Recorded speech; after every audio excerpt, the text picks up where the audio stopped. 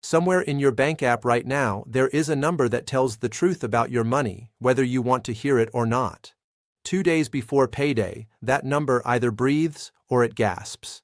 Today, we are opening a file on the average Canadian household in 2026, and by the end, you will know exactly where you stand: above average, below it, or right on the line. Welcome back to Canada Finance with Alex. I'm Alex, and this channel turns confusing Canadian money data into numbers you can actually use against your own life. Today, we are running through the clearest signs that separate an average Canadian from someone who is genuinely ahead. Keep score as we go, because at the end I want you to add it up and tell me where you land. First, the $500 test. Car trouble, a vet bill, a broken dryer, whatever it is, can you cover a surprise $500 expense today without touching rent money or reaching for a credit card? Statistics. Canada found that roughly 1 in 4 Canadian households cannot. If you can, you are already ahead of a quarter of the country. Next, check your account 2 days before payday. Is there a real cushion, or are you gasping for air? A recent survey found that 85% of Canadians now describe themselves as living paycheck to paycheck, up 25 points in a single year. If your balance still breathes before payday, you are in a shrinking minority. Now do the math on your real savings rate, after tax income minus everything you spend divided by your income. Statistics. Canada puts the national household savings rate at 4.4%. Beat that number, and you are already above average. Hit 10, 15, or 20%, and you are playing a different game entirely. Check your bank statements for NSF fees. About a third of Canadians get hit with at least one every year. New federal rules capped these fees at $10, starting in March 2026, down from as high as $48. If you went through without a single NSF charge, that is a clean record. Now look at household net worth, everything you own minus everything you owe. The median Canadian household sits at $519,700. Clear that number, and you are in the upper half of the entire country.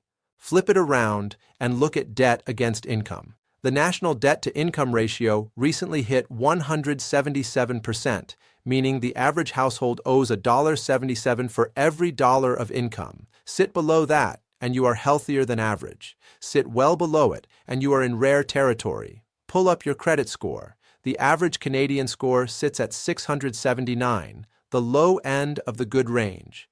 Clear it, and you already qualify for better rates on almost everything you borrow. Think about life insurance. Only 58% of Canadians actually carry a real policy, meaning over 4 in 10 have none or are not sure, which functions the same as having nothing. A real, active policy already puts you ahead of a huge share of the country. Then there is the one nobody wants to think about, the estate plan. Only 15% of Canadians have one, and even among retirees, it is only about a quarter. A signed will and power of attorney puts you ahead of 85% of the country. Back to savings, but personal this time. The average Canadian saves about 7% of their paycheck, well below the 20% most planners recommend. 10% puts you in a small club. 20% puts you in rare company. The First Home Savings Account is the newest tool in the system, letting you contribute up to $8,000 a year with a $40,000 lifetime cap, combining tax-deductible contributions with tax-free withdrawals for a first home. Most Canadians still haven't opened one. If you have, that counts.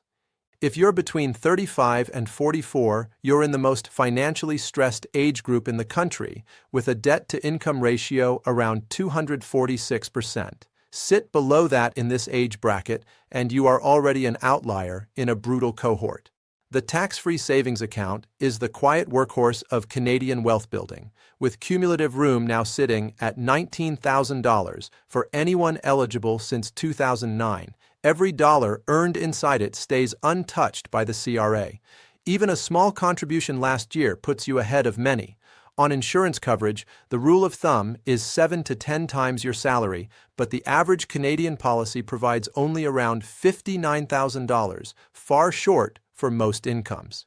If your coverage actually lines up with that rule, that reflects real planning. And finally, the wealth gap itself. The bottom 40% of Canadian households average just $81,650 in net worth, while the top 20% controls nearly two-thirds of all wealth, averaging $3.5 million per household. Clear that first number and you're out of the bottom tier. Clear the median and you're in the upper half. Get into seven figures, and you're in territory most Canadians never reach. Now add up your ticks. 8 or more out of these signs, and you are solidly above the average Canadian household. 12 or more, and you are sitting in the top slice of the country. If you only ticked a few, that's not a verdict, it's a starting point. Pick one thread, usually the $500 emergency fund, and pull it. Build that buffer first, and everything else on this list gets easier. That's the file for today. Drop a comment and tell me how many you ticked. If this helped, hit like, subscribe, and I'll see you in the next one. I'm Alex. Thanks for watching.